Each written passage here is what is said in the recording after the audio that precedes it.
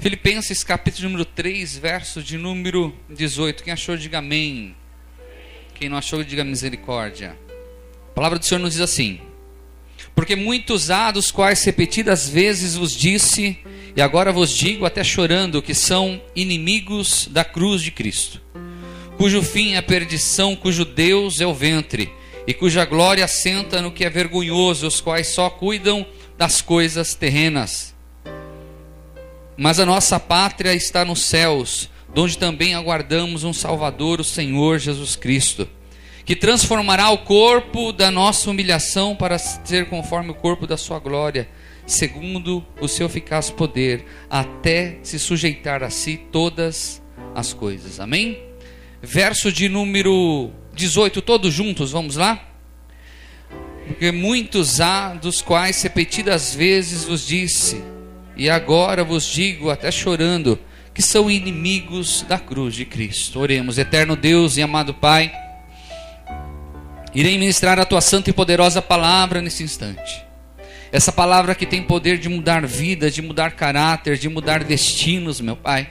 Essa palavra que tem poder, meu Pai querido, de trazer o homem cheio de pecado e através, meu Pai querido, da tua palavra ser purificado e ser salvo para ti. No dia tão importante, meu Pai, onde nós comemoramos a Páscoa, o seu sacrifício vicário na cruz do Calvário, estamos aqui reunidos em torno de ti. E diz a tua palavra: não tiver dois ou mais reunidos em torno do seu nome, o Senhor já se faz presente no nosso meio. Existe um povo aqui nessa casa de oração, existe um povo, meu Pai querido, do outro lado, meu Pai, dessa câmera. Ah, Senhor, o seu Santo Espírito há de fazer uma obra tremenda, e que essa palavra possa entrar no mais profundo da alma, do espírito de cada um, meu Pai, e fazer morada. Senhor Jesus Cristo, colocar os seus anjos poderosos ao nosso redor, que a tua palavra possa entrar, meu Pai querido, na nossa mente, possa fazer a metanoia, meu Pai, constante em nós, essa mudança de mente. Fale conosco, Espírito Santo, tu tem total liberdade no nosso meio. Eu sou instrumento nas tuas mãos, é que eu te peço e lhe agradeço em nome do Senhor Jesus Cristo. Amém. Então o tema é Páscoa e os inimigos da cruz. Diga: Páscoa e os inimigos da cruz. É claro que eu poderia já iniciar essa mensagem a partir da crucificação de Cristo, ou sobre a Páscoa, quando iniciou lá no Êxodo do povo hebreu. Mas Deus tocou em minha vida para eu falar um paralelo, fazer uma comparação sobre a Páscoa e os inimigos da cruz de Cristo. É importante você prestar atenção nessa mensagem. É importante você compreender um pedaço desse início. Depois eu vou explicar o que é Páscoa, quem são os inimigos da cruz e assim por diante. E eu tenho a plena certeza que você será ricamente abençoado com essa palavra. Você pode glorificar a Deus? Amém. Então hoje eu vou ministrar sobre Páscoa. Você sabe que a Páscoa é a data mais importante do calendário cristão. É claro que Natal, quando comemoramos o nascimento de Cristo, e se bem que não é em dezembro, né? Diz os historiadores que Jesus nasceu por volta de fevereiro ou março. Mas enfim, comemoramos o nascimento de Cristo. É um fato importante. Mas o que tem mais consideração para nós e como fé também é a ressurreição de Cristo. Então essa semana é a paixão de Cristo. A Igreja Católica tem todo um ritual de quaresma e assim por diante. Nós evangélicos, nós cultuamos ao Senhor. E domingo é um domingo da ceia, antecedeu o domingo passado, e hoje a Páscoa, né? O domingo de Páscoa da ressurreição de Cristo. Por que eu li sobre os inimigos da cruz? Qual é o contexto dessa mensagem? Paulo está, falando para a igreja de Filipe, e ele está falando sobre as prerrogativas de quem ele era, da onde ele foi doutrinado aos pés de Gamaliel. Ele foi fariseu, ele foi doutor da lei, ele foi uma pessoa extremamente conhecedora da palavra de Deus. E quando ele encontra Cristo, ele considera todo o seu estudo, tudo aquilo que ele aprendeu, como esterco. Ou seja, tudo que eu sou, nada é comparado, nada jamais será comparado à glória que eu tenho agora em conhecer o Senhor. E aí Paulo, ele fala sobre isso, ele fala sobre a importância, como ele é grato a Deus por ter conhecido a Jesus Cristo, que os valores dele foram mudados agora. Então ele não se importava mais com os cargos dessa terra, ele não se importava mais com a nomenclatura que colocavam nele naquela época, mas agora ele se importava e se alegrava por ser servo do Senhor Jesus Cristo. E por ser servo do Senhor Jesus Cristo, ele queria transmitir isso para todas as pessoas, e muitos não compreendiam isso. E na igreja de Filipe existia uma classe religiosa, que eram pessoas conhecedoras da palavra, que ministravam a palavra, mas se tornaram inimigos de Cristo, porque eles negavam a cruz de Cristo, cuidando das coisas só dessa terra e só do seu ventre. Podemos fazer um paralelo justamente para os dias de hoje. Existem muitos inimigos da cruz. Amém? Então preste atenção neste contexto inicial. E agora eu vou falar sobre a Páscoa. O que significa a Páscoa? Qual a relação da Páscoa com Jesus Cristo e assim por diante. Nós temos alguns irmãos aqui que estão iniciando na fé. Eu acho que nunca ouviu essa mensagem na vida ainda. Temos muitos irmãos que já estão numa longa caminhada, que, pastor, vai falar de novo disso que eu já sei 1 milhão de vezes. Mas a gente tem que compreender, meus irmãos, que no auditório, quando nós ministramos a palavra, tem pessoas que não sabem nada ainda, que estão na caminhada. Então nós temos por obrigação a ministrar o beabá do Evangelho. Amém? Todos os líderes, pastores, aqueles que estão na direção do trabalho, têm que ter essa consciência. Porque às vezes a gente é dotado às vezes de alguma certa soberba em falar, isso eu não vou pregar porque isso é tão fácil, todo mundo sabe. E às vezes não. Às vezes as pessoas ainda não compreendem isso. E é de fundamental importância nós compreendermos o sacrifício de Jesus Cristo na cruz do Calvário. Você pode falar para o seu irmão? É de fundamental importância compreendermos o sacrifício do nosso Senhor Jesus Cristo na cruz do Calvário. Páscoa, significado da Páscoa no hebraico é pesar, que significa pular além da marca, passar por cima ou poupar. O povo judeu, ele ficou por mais de 400 anos no Egito, preso, sendo escravo, tendo que trabalhar muitas horas por dia, e eles começaram a clamar a Deus, até que Deus levanta no seio ali de Faraó, ele levanta Moisés como libertador do povo. E essa história, até mesmo você que está caminhando agora com Cristo já sabe pelos filmes que tem, assim por diante. E Deus levanta Moisés e fala muito com Moisés, e Arão vai o ajudar também. Ele chega até Faraó e fala para Faraó libertar o povo, que o povo tem que ir embora, o povo dele tem que ir embora, que ele descobriu que era hebreu também, e assim por diante, e tinha que ir embora. Só que teria que acontecer algo sobrenatural para enviar aquele povo embora. E aí o que aconteceu? Deus permitiu que pragas fossem atingidas ali no Egito, né? Então teve inúmeras pragas, foram ao todo 10 pragas. E a última praga foi algo terrível. Essa praga foi instituída por Deus, a qual todos os primogênitos de toda a família seriam mortos. Então aquele filho primogênito seria morto. E Deus instruiu o povo, Moisés e o povo, para que sacrificasse um cordeiro sem mácula, puro, que eles pegassem parte do sangue desse cordeiro. Se fosse uma família um pouco menor, podia se juntar com um vizinho, e aspergisse este sangue nos umbrais da porta, na verga da porta também, e aprontasse todos os seus pertences, fizessem uma comida rápida e comesse a hora certa aquele cordeiro, né? Por quê? Porque à meia-noite passaria naquele local o anjo da morte. E na casa por onde passasse o anjo da morte e visse aquele sangue aspergido, ele passaria e não aconteceria nada de mal. Porém, por onde o anjo da morte passasse, se não houvesse aquele sangue, a morte iria ser ferida, ferir pessoas, ferir o primogênito dentro daquele lar. O que aconteceu, meus irmãos? Aconteceu o que aconteceu exatamente o que Deus proferiu. E muitos, centenas ou milhares de crianças morreram naquela madrugada.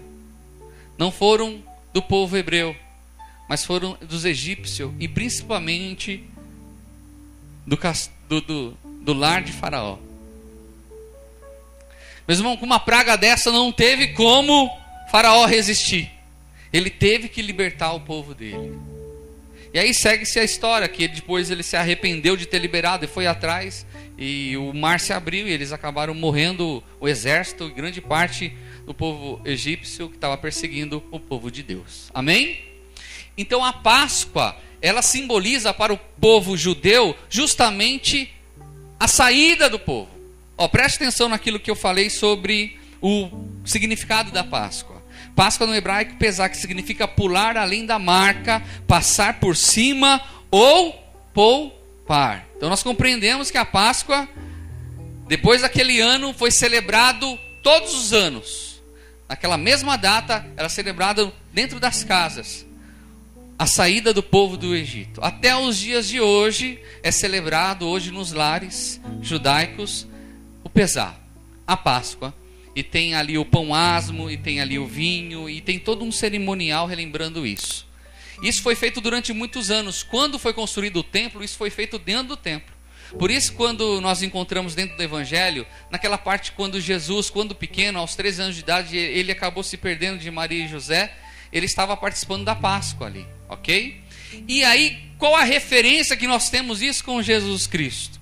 Jesus Cristo, quando ele reúne os seus discípulos para a última ceia, é uma cerimônia de Páscoa. Amém? Então tem todo um simbolismo em relação a isso. E nós temos que compreender, a palavra nos fala que todos os eventos que aconteceram no Antigo Testamento, todas as festas judaicas, é como se fosse um espelho para as coisas que iriam acontecer no futuro em Jesus Cristo. Por isso que eu posso afirmar para todos que a chave hermenêutica do Antigo Testamento se chama Jesus Cristo. Então tudo que nós vemos no Antigo Testamento tem um significado. Depois nós vamos ver a tenda. A tenda tem todos os seus passos. Tem o caminho, depois tem o propiciatório, depois tem tem a parte onde faz os sacrifícios, o Santo dos Santos. Tem todo um simbolismo em torno do nome do Senhor Jesus Cristo. Amém? Mas é interessante nós compreendermos que a Páscoa e o sangue aspergido nos umbrais da porta e também no vergão daquela porta, era para que aquele sangue pudesse ser como uma garantia àquelas pessoas que fizessem isso, que a morte não chegaria até aquela casa. Amém? Então nós vamos fazer agora a comparação da Páscoa e Jesus Cristo. Quem está entendendo aqui pode dar um glória a Deus.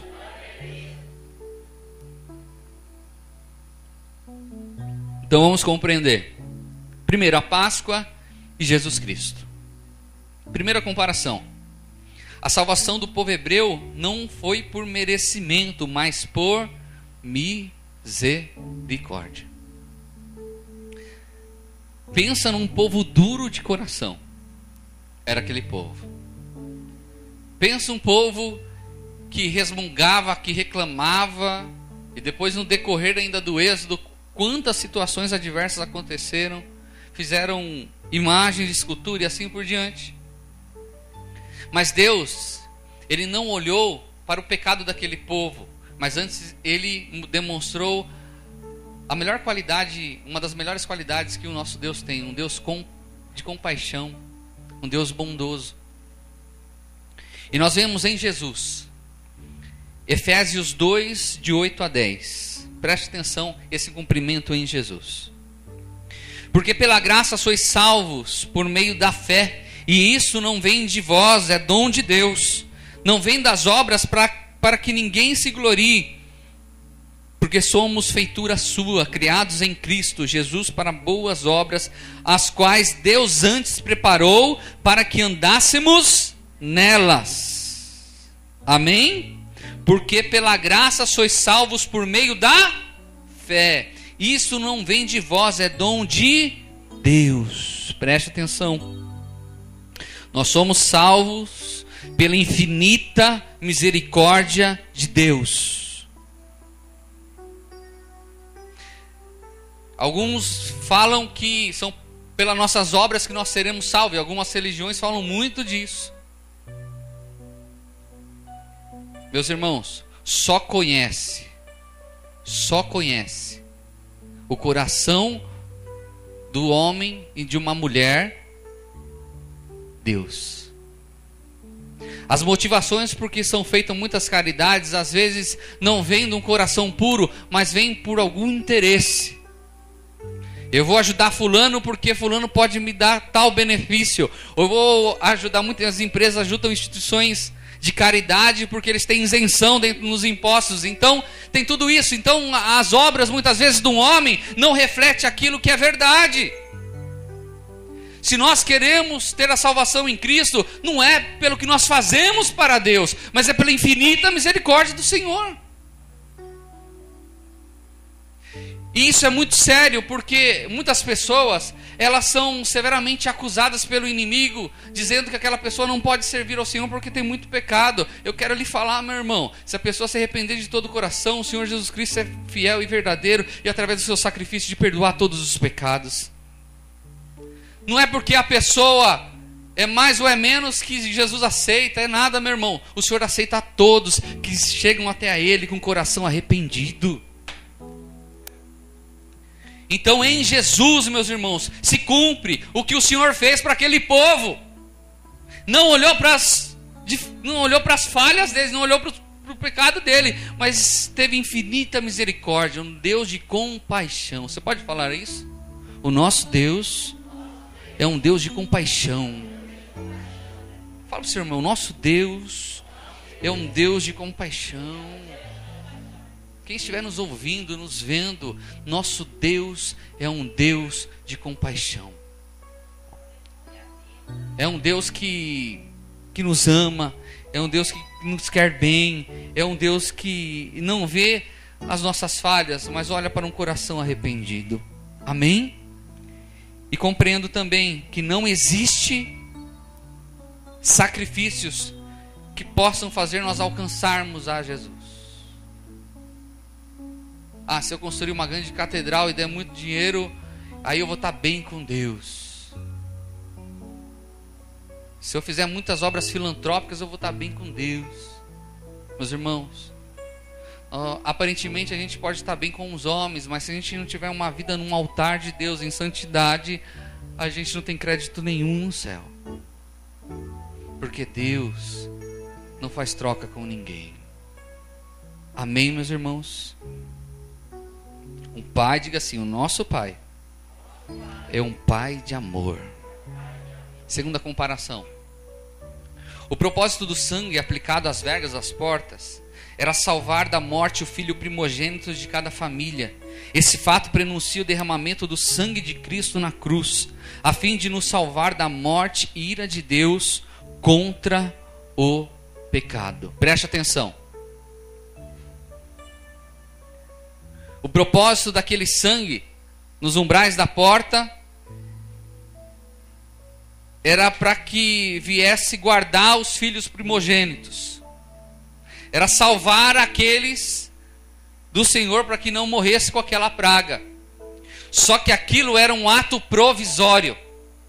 Então eles teriam que fazer, durante na caminhada, tinha a época do dia da expiação, onde o sacerdote se santificava e entrava dentro da tenda, no lugar santíssimo, e se reservava ali para separar para Deus e sacrificar bodes e também cordeiros para o perdão do povo e perdão de si mesmo. Ele cobria o pecado do povo. Isso é muito importante nós compreendermos. O sangue de animais, ele era realizado num passado antes de Cristo, para cobrir o pecado do povo. Sabe por quê? Porque sem santidade ninguém verá a Deus. Pecado e santidade, meus irmãos, é que nem água e óleo, não se mistura. Não se mistura. Vejamos, Hebreus 9, 22. E quase todas as coisas, segundo a lei, se purificam com sangue, e sem derramamento de sangue não há remissão. Hebreus 9, 22. E quase todas as coisas, segundo a lei, se purificam com sangue, e sem derramamento de sangue não há remissão. Preste atenção. Aquele sangue daqueles animais e daquele cordeiro, ele substituiu a morte. Só que era algo paliativo, era algo que teria algum tempo. Era necessário um cordeiro de Deus vir, padecer e verter o seu sangue todo na cruz do Calvário, para que houvesse não só a cobertura do pecado, mas o perdão dos pecados. Não existia na face da terra ou universo um cordeiro, um animal que poderia pagar com seu sangue pagar desse preço. Somente alguém. E esse alguém se chama Jesus Cristo. E Jesus Cristo, ele vem, encarna como homem, sofre demais.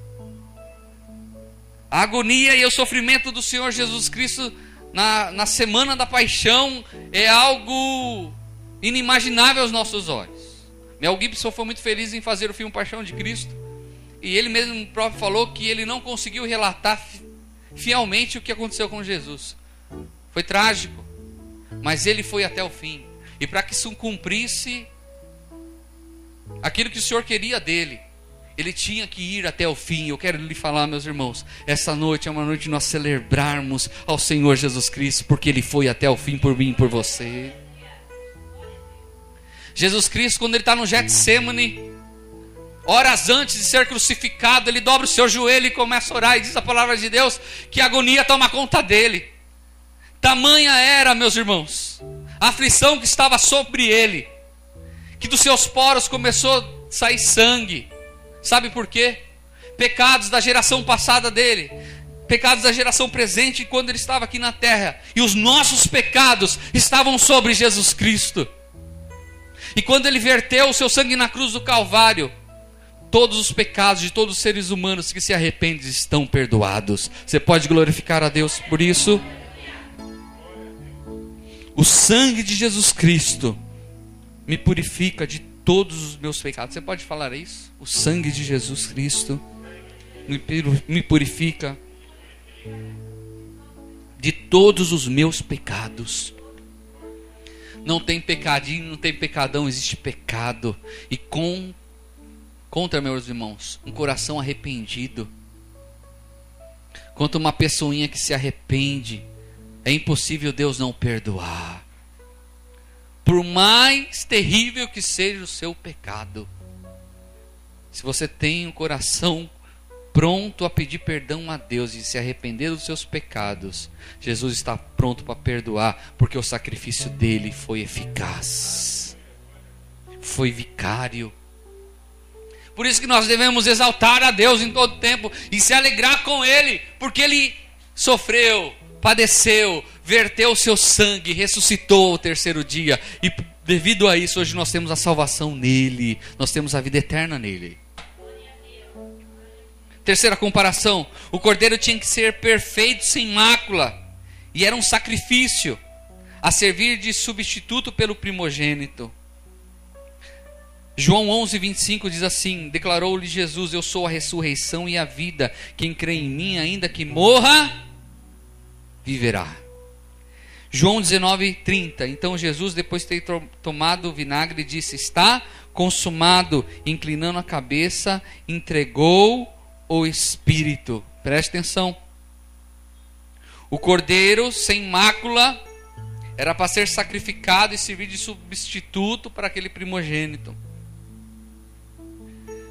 A morte era o nosso aguilhão. A morte era aqueles que todo mundo temiam, e até temem no dia de hoje, aqueles que não conhecem a Cristo.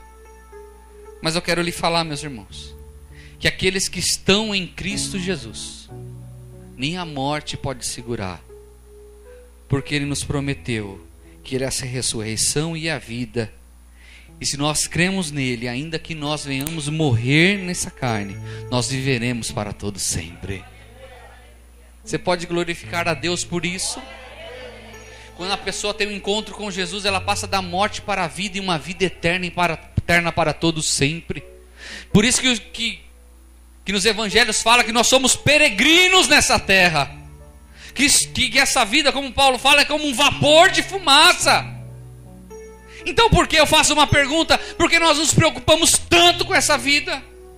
Porque nós nos preocupamos tanto com os afazeres que nós temos que fazer? Quantas coisas que a gente tem que se preocupa, que no fim não vai acontecer nada.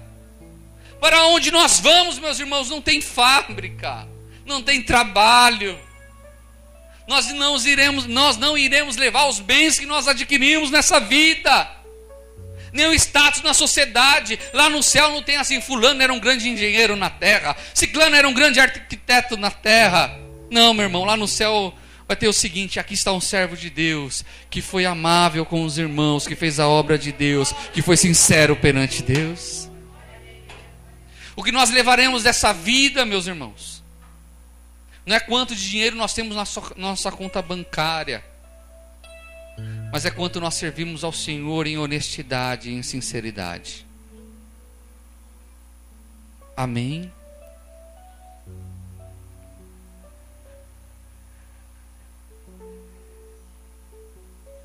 Temos a vida eterna em Jesus Cristo. Nós temos a vida eterna em Jesus Cristo. Se o Senhor Jesus não tivesse padecido na cruz do Calvário, eu e você, nós não estaríamos aqui nesta noite. Nós estaríamos pelos nossos pecados condenados para o inferno. Nós não temos noção do que é isso, porque nós não temos a concepção do que é o inferno e quão pesado são os nossos pecados. Amém? Terceiro subtema dessa mensagem: entendendo que relação tem os inimigos da cruz com a negação do sacrifício de Jesus Cristo. Vocês lembram o que eu falei lá no início sobre os inimigos da cruz? Compreenderam sobre a Páscoa? Compreenderam a relação da Páscoa com Jesus Cristo, o simbolismo? Mateus 27, 46 a 51 diz assim: cerca da hora nona, bradou Jesus em alta voz, dizendo: Eli, Eli, lama sabactani. Isto é, Deus meu, por que me desamparaste? Alguns dos que ali estavam ouvindo isso diziam: ele chama por Elias. E logo correu um deles, tomou uma esponja, ensopou-a em vinagre e pondo-a numa cana, dava-lhe de beber. Outros, porém, disseram: vejamos se Elias vem salvá-lo. De novo bradou Jesus com grande voz e entregou o Espírito.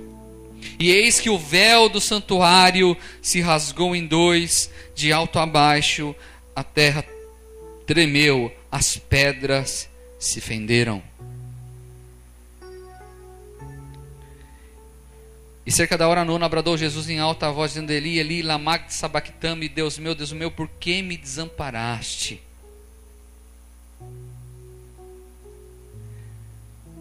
Em João 19:30 diz assim: então Jesus, depois de ter tomado o vinagre, disse: está consumado. Inclinando a cabeça, entregou o Espírito. Está consumado em grego é tetelestai, que quer dizer concluído, feito, realizado. Preste atenção. É muito sério isso. Diga assim: está consumado. Já foi realizado. Foi feito. Está resolvido. Está resolvido. Tetelestai. Está resolvido. O que quer dizer, pastor, que está resolvido? A nossa vida está resolvida. A nossa vida já foi paga pelo sangue do Senhor Jesus Cristo. Ah, pastor, não, aí é muito fácil. A graça de Deus. Por isso que Paulo fala o escândalo da cruz.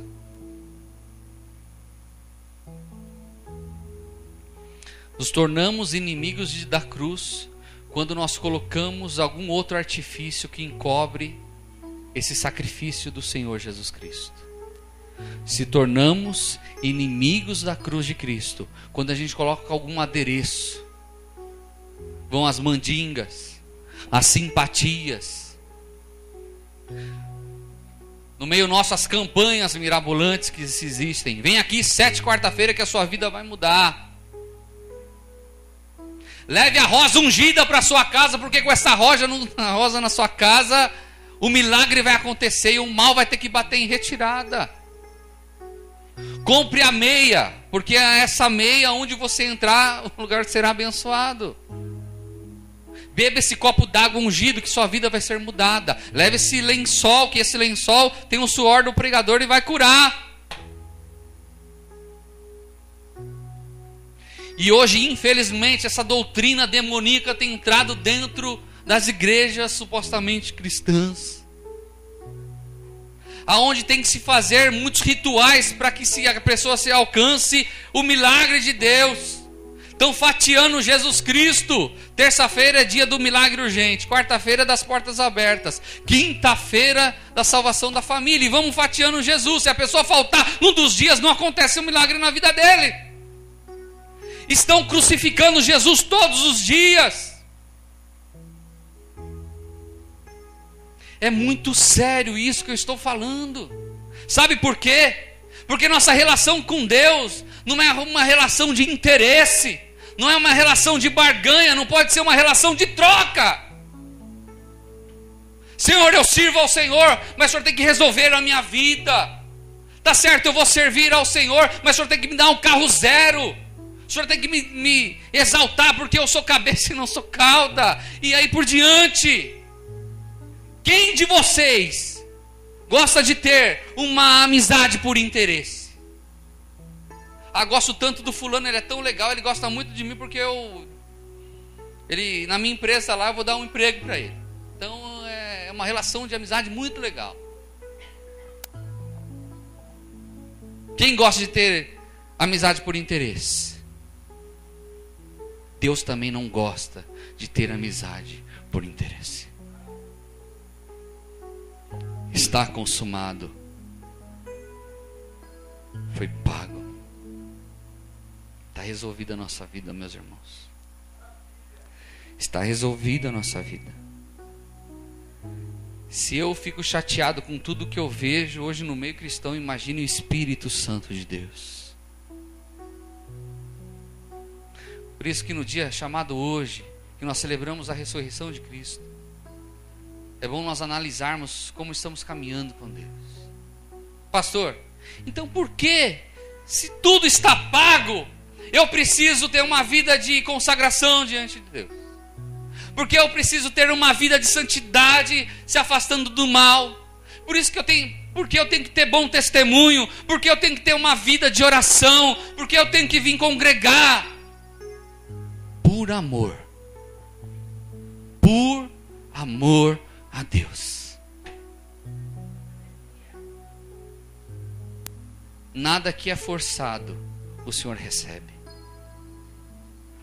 Eu compreendo que no início da caminhada é difícil, não é fácil, porque é um turbilhão de dúvidas dentro da mente da pessoa, Satanás falando um monte de mentira. Eu compreendo que toda vinda para Deus é por alguma barganha, e isso é correto, não é errado. Ah, eu estou indo para Jesus para que o Senhor venha curar o meu filho. Eu estou indo para Jesus porque eu preciso de um trabalho, e não é errado a pessoa vir devido a isso, até a pessoa conhecer quem é Jesus Cristo, porque é impossível uma pessoa que tem uma relação sincera com Jesus Cristo não se apaixonar por Ele. Uma pessoa que se afasta do caminho é porque nunca encontrou o caminho de Jesus Cristo. Não tem como sentir a presença de Deus, não tem como estar na presença dEle e se afastar dEle. Não existe. Tudo tem que ser feito por amor. Sem amor de nada vale. E na eternidade, o que vai sobressair é o dom chamado amor. Amém, meus irmãos? 1 Coríntios 1,18, porque a palavra da cruz é deveras loucura para os que perecem, mas para nós que somos salvos é poder de Deus. Para muitos isso parece ser uma loucura.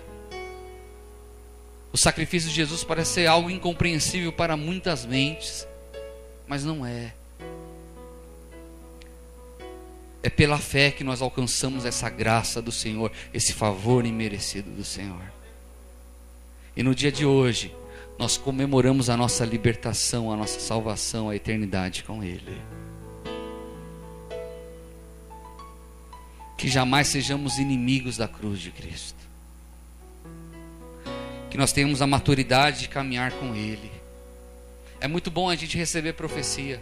É muito bom, e por esses dias Deus falou muito comigo, eu a caminho de uma reunião, e no outro dia Deus toma a vida de uma serva de Deus e fala exatamente aquilo que Deus falou para mim, com as mesmas palavras.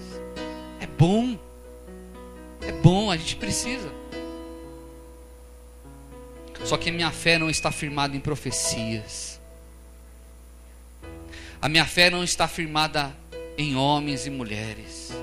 A sua fé não pode estar firmada no pastor, porque eu sou falho. Mesmo que eu queira todos os dias me santificar para Deus, eu nunca serei do jeito que você quer que eu seja. As decepções muito vêm em vida de pessoas porque eles colocam seu alicerce em líderes. E líderes são falhos.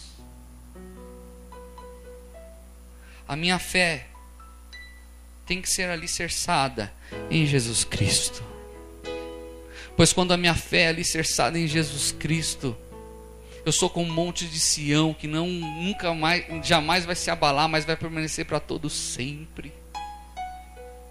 Os meus valores são invertidos. Eu não procuro as riquezas dessa terra, mas eu procuro as riquezas do céu, porque a traça não corrói, nem o ladrão rouba, e o Senhor tem guardado para nós uma eternidade de vida e de vitória para nós.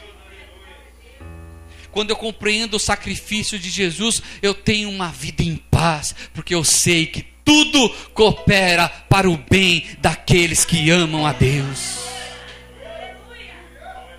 Quando eu compreendo, meus irmãos, o que o Senhor Jesus fez por nós, eu tenho uma vida em paz. Por mais difícil que seja, é a enfermidade que assolou, é a dificuldade que tem tomado conta. O máximo que pode acontecer é você morrer, mas para nós não tem problema algum, porque nós já temos a vida eterna em Jesus Cristo. O problema nosso, meus irmãos, é que nós somos imediatistas. O problema nosso é que a gente quer que a coisa se resolva no dia chamado hoje. A gente não consegue esperar. A gente não compreende o trabalhar de Deus na nossa vida. E para tudo tem um propósito diante de Deus. Se a gente tem passado algum problema sério na nossa vida, estamos diante do altar de Deus, caminhando como Ele quer que nós venhamos caminhar. E se aquilo trágico está acontecendo, é para o nosso bem. Deus está querendo nos ensinar algumas coisas. Porque Deus é um Deus bom, bondoso e carinhoso. Eu posso sentir a presença do Senhor no meio de nós. Oh, aleluia.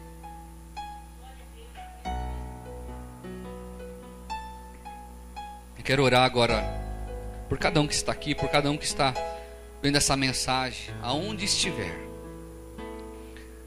A graça de Deus é poderosa para alcançar todas as pessoas desse planeta Terra.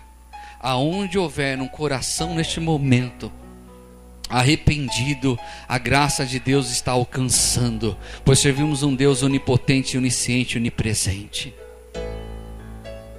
Pai querido, falta a palavra para nós expressarmos o tamanho da nossa alegria em servir ao Senhor, Pai. O tamanho da nossa alegria pelo seu sacrifício vicário na cruz do Calvário. Senhor Jesus Cristo, nos perdoa as nossas falhas, perdoa os nossos pecados. Alcance nesse instante, meu Pai querido, cada vidinha, meu Pai querido, que está com os olhos fechados, pedindo ao Senhor a Tua graça.